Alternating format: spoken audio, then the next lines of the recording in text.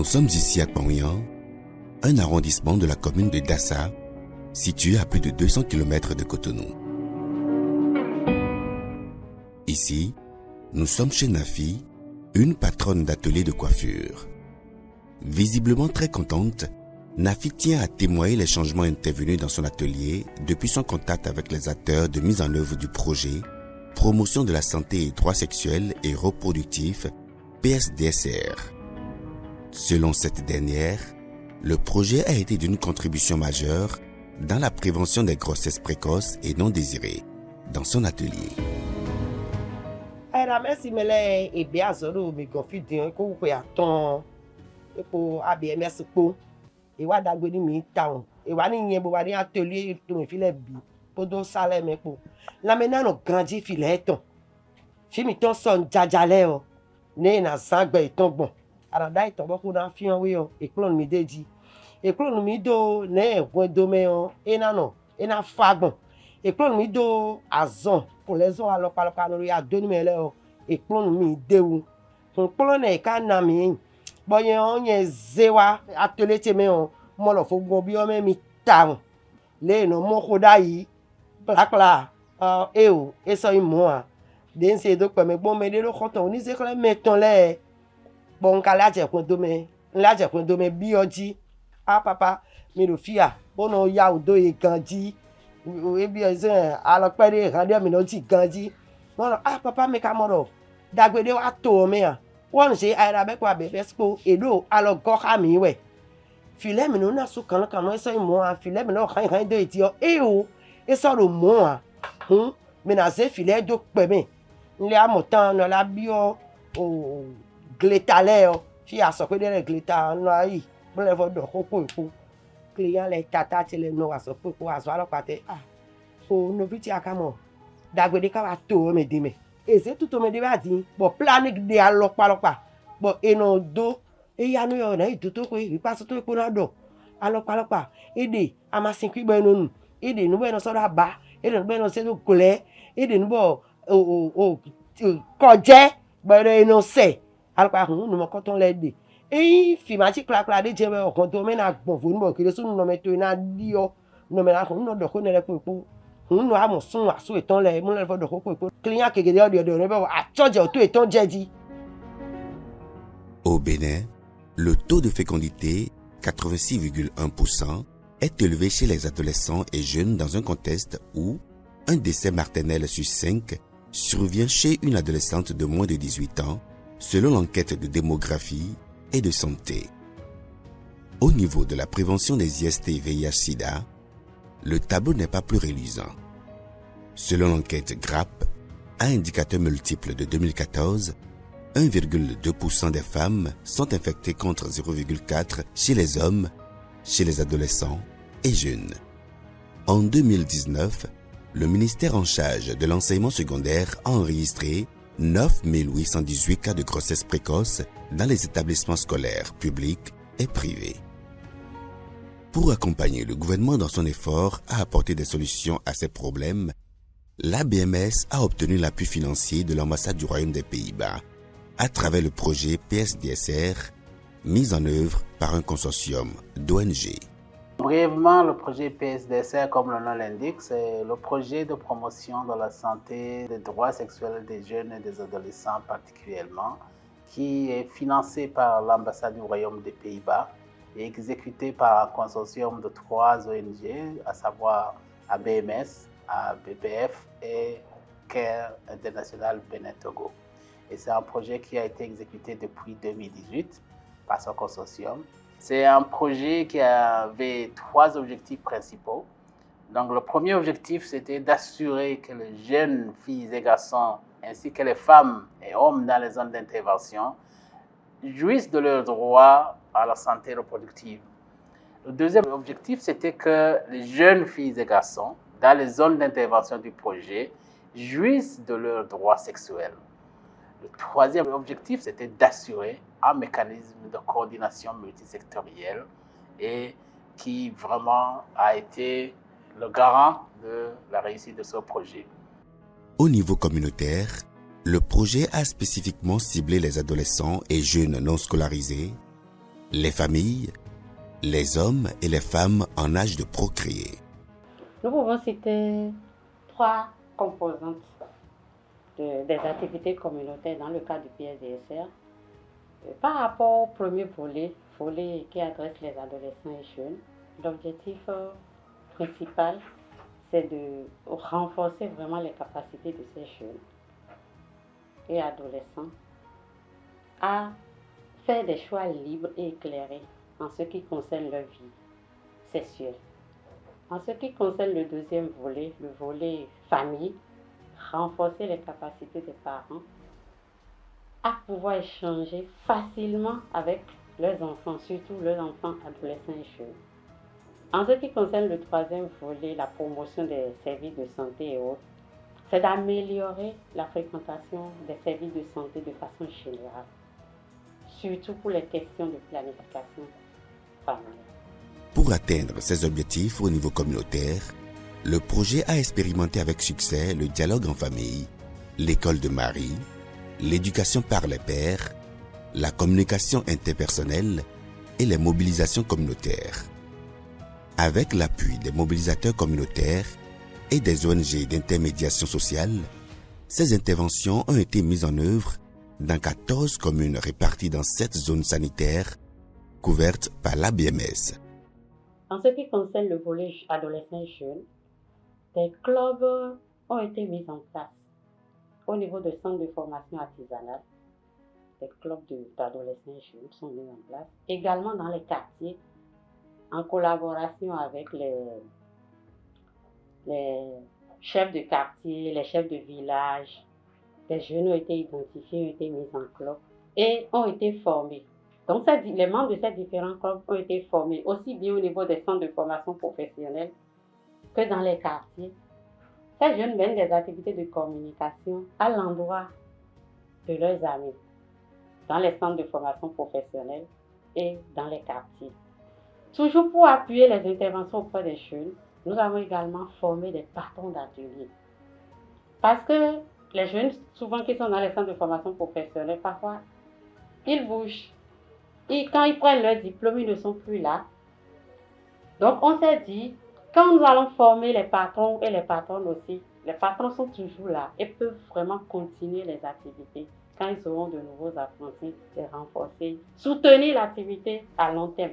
Pour le volet dialogue en famille, il y a la stratégie de dialogue en famille que nous avons développée surtout pour rejoindre les parents dans leur maison avec leurs enfants.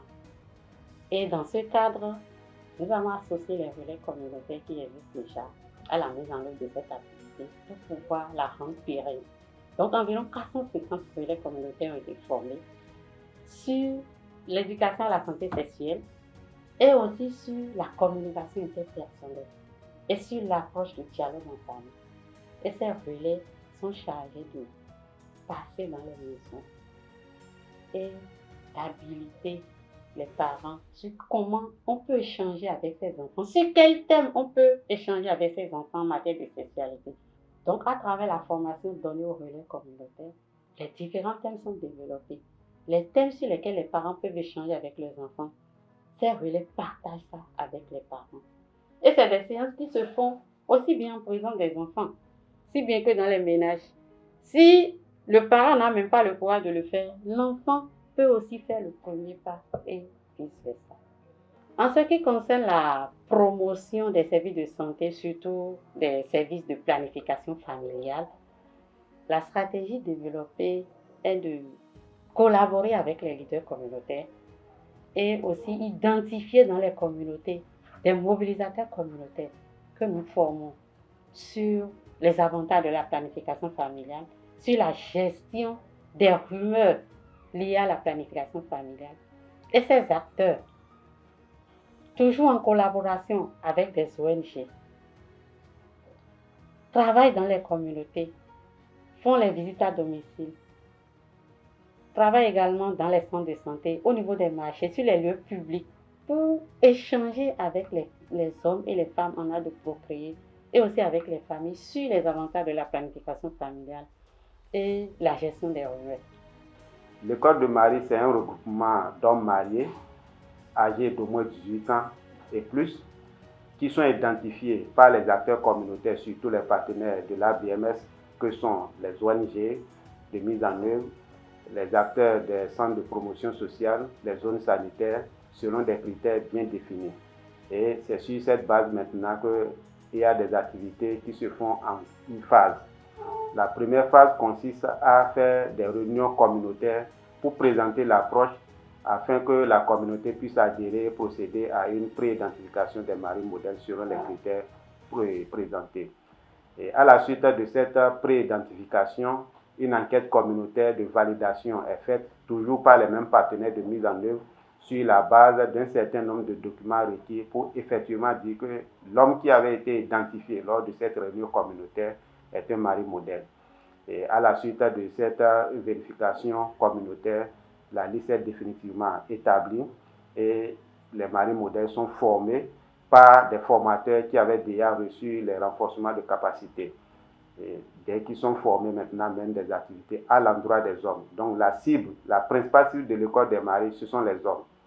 Parce qu'il faut travailler avec les hommes pour que ces hommes puissent avoir également des comportements souhaités, accompagner les femmes, accompagner les filles, échanger avec les femmes, dialoguer avec les filles pour les encourager à avoir des comportements responsables en matière de santé sexuelle et reproductive. Tout au début de la mise en œuvre de l'exécution du partenariat, c'était difficile pour ces ONG de cerner et de s'approprier les procédures de gestion des fonds des partenaires techniques et financiers. Donc nous avions organisé un certain nombre d'ateliers de formation au profit des techniciens, les gestionnaires comptables et financiers de ces ONG, parfois même des responsables au premier niveau de ces ONG, pour leur expliquer le bien fondé des procédures, pour leur donner les outils de gestion financière et comptable. Donc là, d'abord, il faut dire la compréhension des procédures. Ça, c'est déjà un pas qu'il fallait exécuter. Donc, ce travail a été fait et s'approprier ces procédures pour les comprendre, pour mieux les mettre en œuvre. Ça a été fait. Alors, la qualité des pièces comptables à soumettre, les pièces de dépenses, donc les ONG comprennent de mieux en mieux qu'une pièce comptable a quand même un minimum de critères qu'il faut forcément observer. Donc ce travail a été fait, c'est déjà un acquis. Ces ONG savent désormais les contraintes qui sont liées à la gestion de la trésorerie, ce qui concerne la reddition des comptes. Alors comment justifier les dépenses en s'appuyant sur les éléments de la trésorerie. Donc ce n'était pas gagné d'avance. Au jour d'aujourd'hui, ces ONG en savent beaucoup sur ces éléments. Et donc tout ça l'a réuni. La présentation des documents de dépenses en termes de rapports financiers. Donc c'est des acquis que ces ONG ont désormais, puisque la finalité, c'est de rendre ces ONG-là autonomes dans la gestion des financements. Donc il faut poursuivre dans cette série de formations. Et ceci serait vraiment très avantageux pour ces ONG. Donc, et ceci permettra aussi d'avoir des résultats assez concluants à la fin de la deuxième phase du projet. Il y a d'abord mon ministère, et à travers ma direction départementale, moi-même, donc autrement dit le ministère des Affaires sociales et de la microfinance. Nous avons la société civile, la préfecture, la mairie, les scouts, les représentants des jeunes. Et nous avons également les représentants du ministère des Sports et des Loisirs. Tous ceux-là font partie du comité. Et le but du comité, c'est le suivi des activités de l'ONG ADEF. Et à travers ce suivi également, nous faisons les rencontres trimestrielles. Et nous descendons dans les localités et superviser les activités de ADEF à travers un planning Nous faisons des équipes de descente et chaque équipe a ses localités à visiter ou bien à superviser. Dans cette supervision, nous rencontrons les relais communautaires, les superviseurs de ADEF ONG, les membres des écoles de Marie, les apprentis, les jeunes déscolarisés plutôt, et également les ménages. Et nous suivons également comment les sensibilisations se font dans les ménages à travers les relais communautaires. Et nous suivons également ces sensibilisations du début jusqu'à la fin. Et il s'agit de sensibilisation sur les violences faites aux femmes et aux filles, la gestion des crises pubertaires, et le dialogue, l'importance du dialogue entre parents d'abord et l'importance du dialogue entre parents et enfants. Et après ça également, lorsque nous faisons notre calendrier, si les relais sont déjà passés dans ces ménages, nous allons vers ces ménages pour vérifier le passage de ces relais-là, pour savoir si réellement ces relais-là, ou bien si ces superviseurs ont pris par là, et si oui, qu'est-ce que ces ménages ont pu garder. Est-ce que la séance qui a été animée, est-ce que c'est très important, tout ça là, nous recueillons leur appréciation. En dehors de ça, et comme je suis en quelque sorte au centre de toutes les ONG qui luttent pour la protection de l'enfant, et toutes les activités que ADEF ONG mène dans la commune de Tchaourou, elle nous transmet les rapports des activités. De janvier 2018 à décembre 2021, après 4 années de mise en œuvre, le projet a permis de toucher 150 000 adolescents et jeunes, dont 60 000 ont bénéficié de conseils et des services de contraception, de dépistage, de prise en charge des IST et hépatite B dans les centres jeunes Amour et Vie. Grâce à ce projet, plus de 200 000 parents ont été habilités pour échanger en famille sur les questions de sexualité. En ce qui concerne la contraception, l'appui des ONG et agents de communication interpersonnelle ont permis d'enregistrer 30 000 nouvelles adoptantes. Nous avons connu l'école de Marie par le biais de l'ONG ADEF qui vient dans la zone, au centre de santé, solliciter les agents de santé pour appuyer l'école lors de ces réunions. Tout ce que nous développons comme thème et le travail qui se fait parce qu'ils se réunissent et ils parlent, ils sensibilisent leurs pairs, on voit qu'il y a un changement vraiment de comportement de la population. Ces populations-là qui ne fréquentent pas les centres de santé, ils ont commencé à fréquenter plus les centres de santé. Et au sein des foyers, il y a de petits changements de comportement positifs. Ici, un jour que mon mari m'a dit qu'il va à l'école de Marie parce que mon mari est dedans. Et à son retour, la première fois, je lui ai vu garder les paires de saucisses. Et au retour, il m'a remis ce qu'il n'avait jamais fait. Même s'il avait la capacité de le faire, il mettant l'argent, il dit, madame, va acheter. Mais cette fois-ci, au retour, il avait gardé les paires de saucisses de 700. Il m'a remis, il m'a dit, c'est pour l'amour, que c'est ce qu'il a entendu parler de là-bas. Au départ, les gens avaient cru que c'était une blague. Mais au finish, les gens ont compris que c'est pour notre santé. Et c'est pour notre bien-être. Ceux qui ne voulaient même pas nous écouter nous approchent maintenant pour demander des conseils. L'ONG m'a transformée vraiment. Quand maman discutait avec nous sur les trucs, je me sentais gênée, quoi. Grâce à l'assistance de l'ONG, j'ai commencé à échanger avec maman sur des trucs. Et je m'exprimais librement aussi en public. Même à l'église, je n'arrivais pas à chanter, je tremblais devant le micro. J'ai commencé à chanter et je ne craignais plus rien, même pour m'exprimer ou bien pour parler en public. Ça m'a amené à avoir l'idée de reprendre les cours, les bons, ce que j'avais laissé en 5e. Et effectivement, après le diplôme de la coiffure, j'ai repris les bons en 4e. Je l'ai fait une seule fois. J'ai passé en 3e avec 14 de moyenne. J'ai fait aussi la 3e une seule fois et j'ai eu aussi mon BPC. Avant, la communication avec papa, c'était difficile. Je lui cachais même des choses. Mais depuis l'arrivée des relais, j'ai commencé par bien parler avec papa.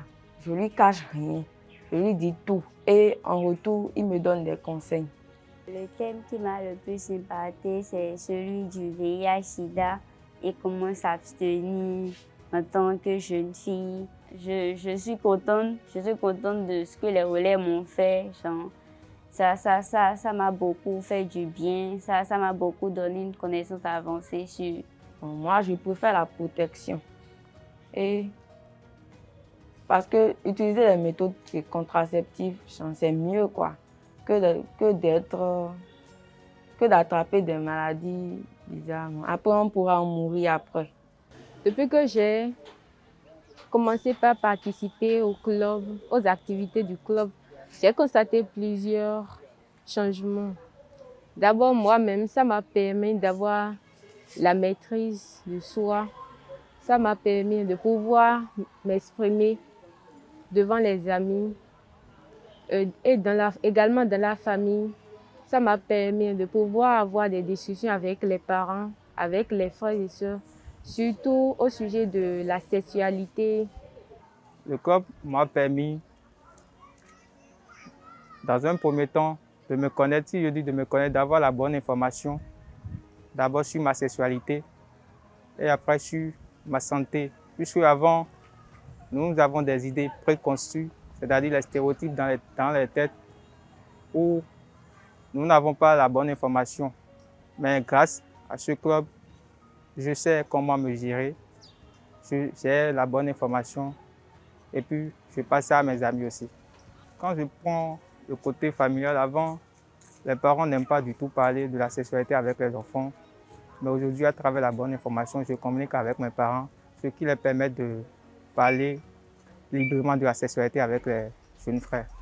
Mais au-delà de ces bénéficiaires, c'est tout un système qui a été transformé au niveau des ONG qui ont connu un renforcement institutionnel, programmatique et financier. Un point fort pour la pérennisation des interventions du projet. Dans le cadre de ce partenariat avec l'ABMS, l'ONG ADEF a acquis plusieurs expériences, surtout dans le domaine de la santé et de la reproduction. Nos capacités ont été renforcées. Il y a l'approche dialogue en famille que nous avons mise en œuvre, que nous ne faisions pas avant. La paire éducation, l'école de Marie, donc dans le volet programmatique. La collaboration avec ABMS a permis à l'ONG d'acquérir beaucoup de connaissances aussi sur le plan éthique, ce qui a permis à l'ONG d'avoir un code éthique aujourd'hui qui est suivi par le personnel et les membres de l'ONG. Il y a aussi le volet sécurité. Dans le volet sécurité, nous avons aussi été renforcés en capacité, ce qui nous a permis de mettre en place un plan de gestion de sécurité au niveau de l'ONG. Pour différentes descentes, pour le suivi, ou pour certains, on a la peur au ventre quand on dit on vient pour le suivi. Vraiment, ça nous a permis de nous renforcer de façon institutionnelle. Et à force de mettre en œuvre vos différentes recommandations, ça nous a permis de décrocher d'autres partenariats. Entre-temps, un cadre de concertation des acteurs intervenant dans le secteur de la santé mis en place par Enabel, qui intervenait entre-temps dans le département de la Tanga. Donc, dans nos différents échanges, ils ont eu comme information que nous mettons en œuvre l'école des maris. Ils ont décidé que nous les accompagnons à installer des écoles de maris dans l'arrondissement de Pénésoulou où on n'avait pas d'école de maris. Ce qui a été fait pour nous avons fait l'expérience, ce partenariat, ça a été concluant. L'autre chose que nous avons gagné en termes de partenariat, là je serai bref, c'est avec WANEP régional, où l'évaluation institutionnelle de l'ONG nous a permis de soumettre un financement en lien avec la thématique pacification des élections. Et nous avons décroché un financement de près de 20 millions à exécuter en 2 mois.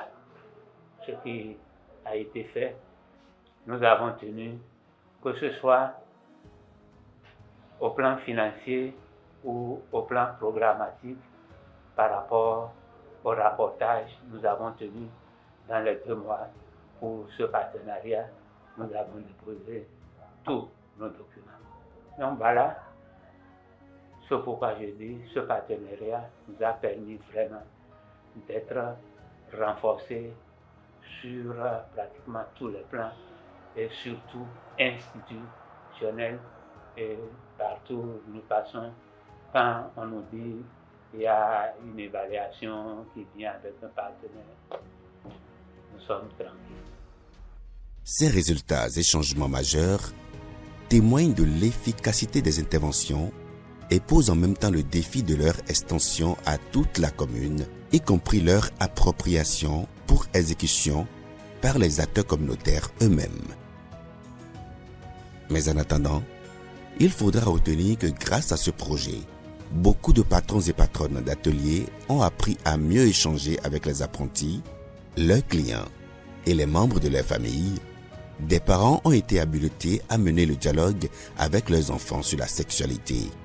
Les capacités de beaucoup d'adolescents et jeunes ont été renforcées sur le choix d'une sexualité responsable. Beaucoup de femmes ont été référées pour adopter les méthodes contraceptives modernes. Oui, je dirais un grand merci encore, un merci renouvelé à l'ambassade du Royaume des Pays-Bas qui a financé ce projet depuis le début. Et d'ailleurs, je saisis l'opportunité de dire que l'ambassade des Pays-Bas finance le projet de santé de reproduction de la BMS depuis plus d'une décennie. Et donc, je remercie aussi le gouvernement du Bénin, au travers du ministère de la Santé, qui nous a apporté le soutien, l'accompagnement nécessaire pour l'exécution de ce projet. Et je remercie, je salue les autorités au niveau décentralisé, à commencer par les maires des communes dans lesquelles nous intervenons. Les maires, la plupart des maires étaient même des présidents des comités locaux de suivi de la mise en œuvre de ce projet, ce qui a vraiment tenu compte des contextes spécifiques à chacune des communes. Et je salue les autorités sanitaires au niveau décentralisé qui n'ont cessé de nous appuyer, d'apporter les contributions, d'assurer la coordination justement de tous les secteurs et sans quoi on n'aurait jamais eu les succès que nous avons eu pour ce projet.